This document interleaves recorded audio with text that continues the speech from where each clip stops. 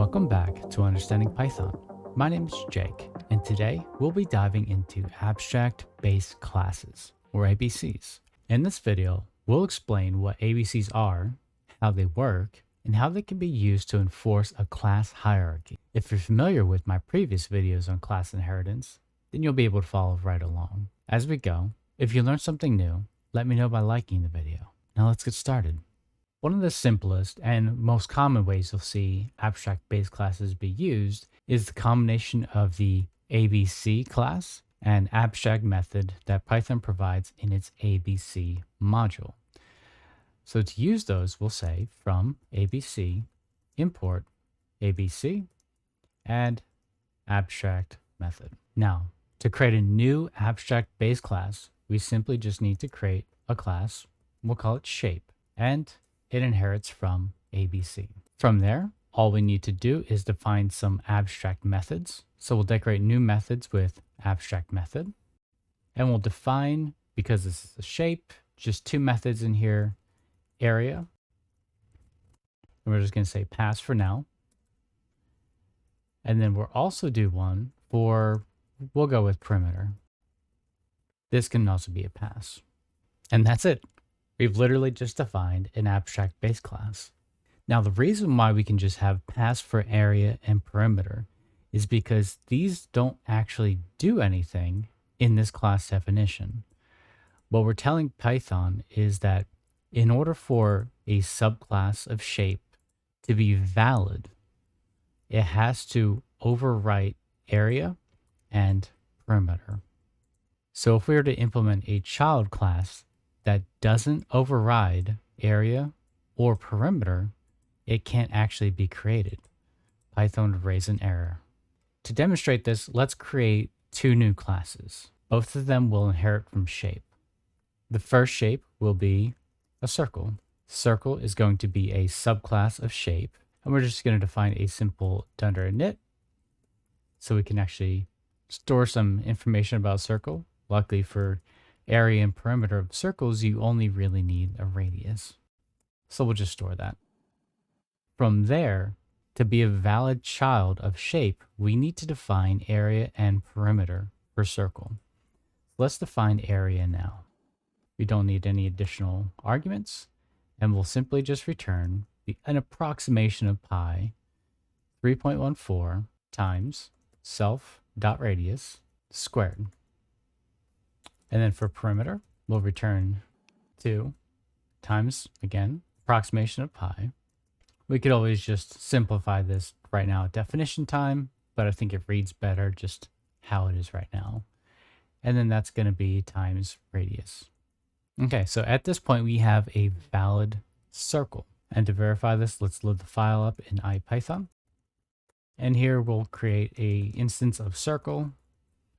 Just give it a radius of 5, and it creates a circle just fine. And if we do c1.area, we get our area, and then we can also do the same thing for perimeter. And we get our perimeter with quite a bit of decimal precision. All right, so what does it look like if we don't create a valid subclass? Well, let's create a triangle class. This again is going to inherit from shape. It will also have an init function, though this time it's going to need a few more things. So for triangles, you need a base, height, and we'll just accept the sides as a list and store those. Okay, cool. So let's skip defining area and just go straight to defining perimeter, because perimeter is a bit easier to do, because all we need to do is return the sum of all sides, right? So we'll save that, load it up, and we'll try to create an instance of triangle. We'll give it a base of, say, 5, height of 13, and we'll give it some sides here of 3, 4, 5. Oh, look at that. We got an error here. It says type error. Can't instantiate abstract class triangle with abstract method area. So because we didn't define or override area, which is defined up in our parent class shape, when you try to create an instance of a class, it gives you an error. And that's one of the big values of abstract classes, especially if you are a library author, is you can define the minimum amount of functionality that needs to be defined on child classes for them to be considered valid child classes. So if we want triangle to work, we'll need to define area. And for triangles, that's 1/2 or 0.5 times self.base times self.height. If we save this and we reload, T1 is equal to the same triangle as before, we now get an instance of triangle because we've overridden area and perimeter. And just to verify, we'll also check the area of this and also the perimeter. Perfect. So how exactly is this working? Well, if you watch my video on meta classes, which I'll link in the top right now, near the end, I defined a class that was effectively the reverse version of an abstract base class. And in that example, if a child tried to override a method that was defined on the parent, it would stop it from being created. The inverse is true here for abstract classes. So what Python does is it has ABC, which has a meta class defined of abc.meta, which we'll get to here in a little bit. And that meta class will check through and see if there's any abstract methods that are still in the class that's trying to be instantiated. And if there are, it's going to raise that type error that we see here. For that very same reason, we can't create an instance of shape because it has two of these abstract methods intact. The reason why these children can be instantiated is because they are overriding the definition that's provided on their parent. And that's the basics of abstract base classes. Many times that you'll see these used, it doesn't really get much more complex than this. However, if you do want to dig a bit deeper into how these work, we'll do that now in the second, more advanced example. So from here on out, we're going to dig a bit deeper into abstract base classes and some interesting things you can do with them, especially if you're trying to write some type of plugin type interface. For this, we're going to import just the ABC module itself. And let's go ahead and define a new service plugin class. And for this, instead of inheriting from abc.abc, we're going to specify that its meta class is abc.abc_meta. This helps to collapse the inheritance tree a little bit more, where instead of having ABC as a parent class of whatever your plugin system is, you can just have service plugin be the top level. Of course, below object, but you get that abstract behavior by defining a meta class. For this service plugin, I want it to do a few things. One, I want it to be the primary interface for the plugins in our application. In order to do that, it's going to have to keep track of whatever plugins are available. So we'll have a class level attribute called plugins, which for now will just be an empty dictionary. Additionally, most services you don't want to create multiple instances of, so they should exhibit effectively singleton behavior. We can define this on this main service plugin class, and then anything that inherits from service plugin will automatically have singleton behavior. So I'll go ahead and write that out now.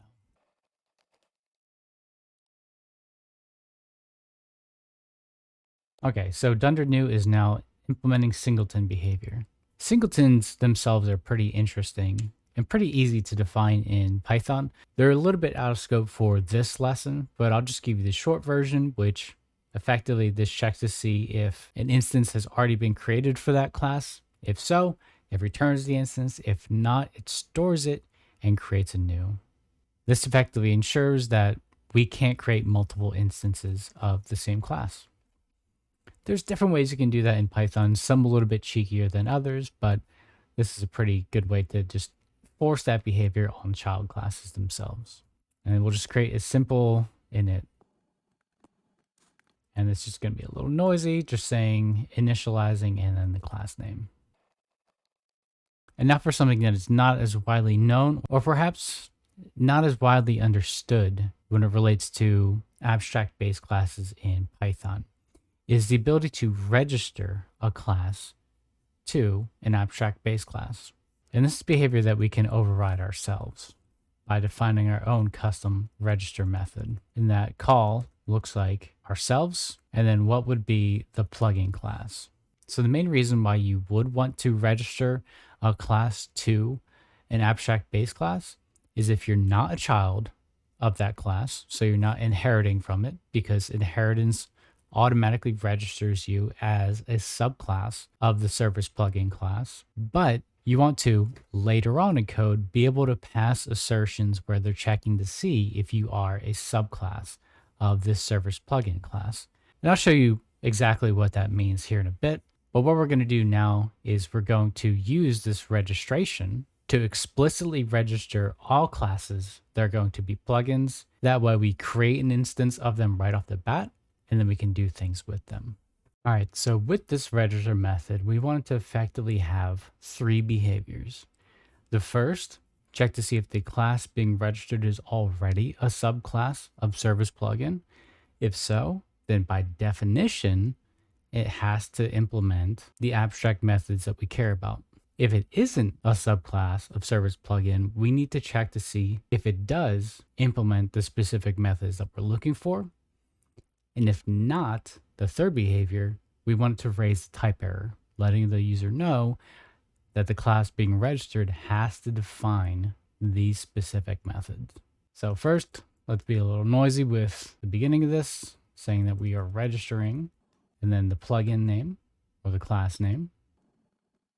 Next, we'll check to see if it's already a subclass of our service plugin class. If so, we'll just initialize it. And remember that since these are subclasses of service plugin, just creating an instance of that class adds that class entry to our plugins dictionary.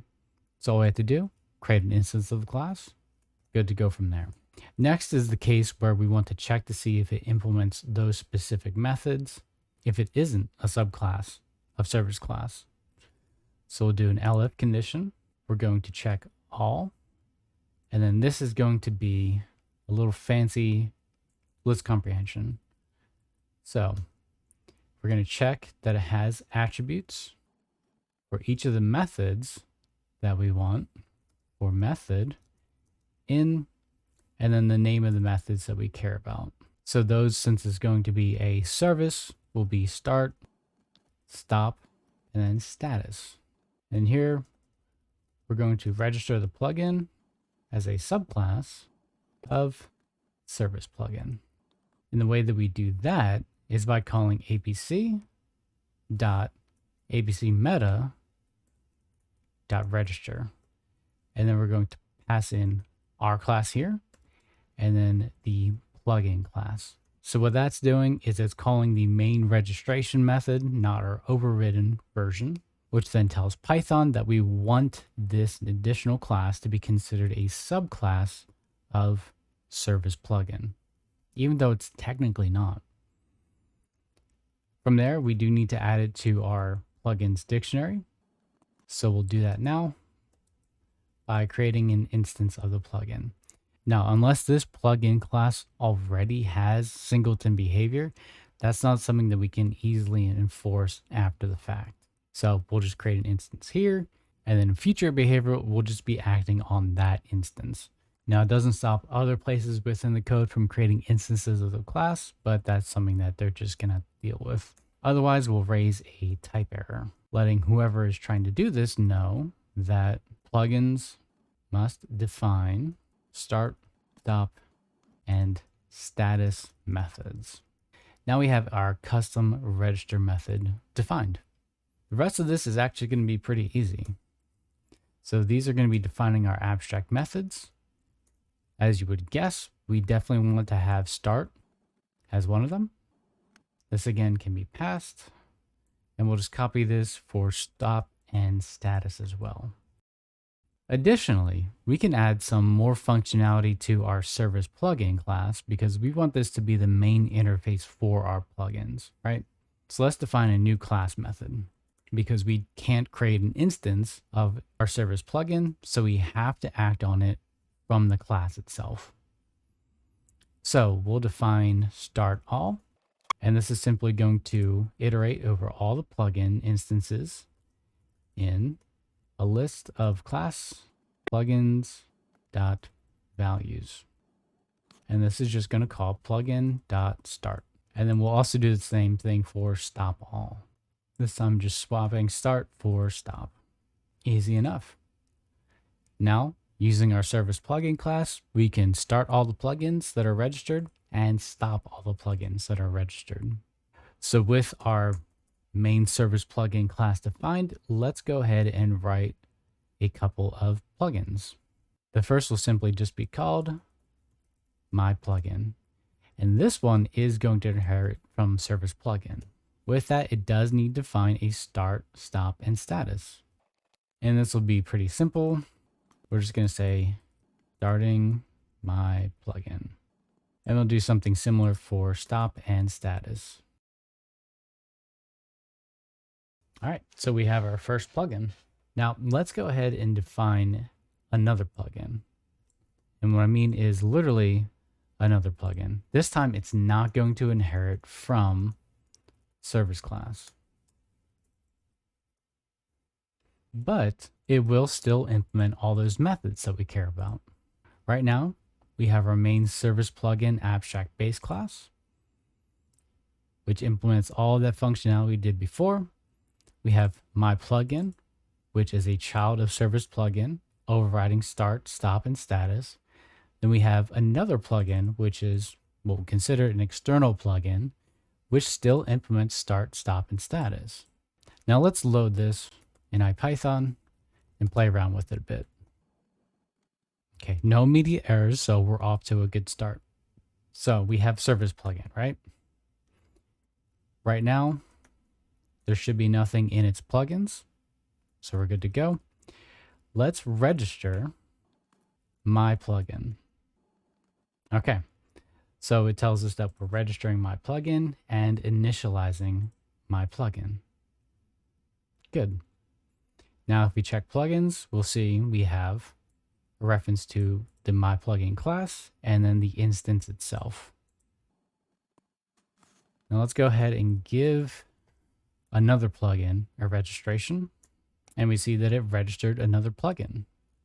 Now, this one didn't tell us that it's initializing my plugin because it's not inheriting that init behavior from service plugin, which is the noisy init. But if we look back in plugins, we see that yes, we have another plugin class and then an instance of that plugin class. So now the behavior that we defined on service plugin, where we can start all the plugins and we can stop all the plugins. We use service plugin dot start all. Okay, it started both my plugin and another plugin. And let's see what happens when we stop all. Same thing, stopping my plugin and stopping another plugin. Beautiful. Now, what would happen if we didn't define status on another plugin? So let's go ahead and comment that out now, reload it, and then we'll register again another plugin. Oh, here we go. During registration, it said registering another plugin, and then we get that type error. Plugins must define start, stop, and status methods. Beautiful. Our service plugin is working exactly as we would expect. So as you see in this behavior, abstract methods are perfect for defining minimum behavior. But let's check that one additional thing here. We'll revert that change, load this again. Let's check if another plugin is a subclass of service plugin. Initially false, but let's check it after we register that subclass. And now it's true. So that's the benefit of registration to an abstract base class. Even without that custom behavior that we defined before, it allows you to do checks in your code for some type of subclass inheritance. Now, one downside to that is by default, the register method here doesn't check that all the abstract methods have been redefined on that child class. So it won't do the validation that you normally get with a typical child like my plugin here. So for that, I recommend that if you are going to do registration in this way, you should do a check here to make sure that all your abstract methods are defined on that class that wants to be registered. Or you can just straight up force registration only for plugins that directly inherit from your service plugin in general, not allowing additional classes to register as a subclass. The choice here really is yours. And that wraps up this video. Now that you have a good understanding of how ABCs work, try implementing them in your own projects and explore different use cases. If you have any further questions or recommendations for others, leave a comment down below to let me know. As always, today's code will be added to the Understanding GitHub repo, so check the description for a link. And of course, if you have any questions or suggestions for topics you'd like me to cover, let me know in the comments section. To keep up with this series, please consider subscribing. Thanks for watching.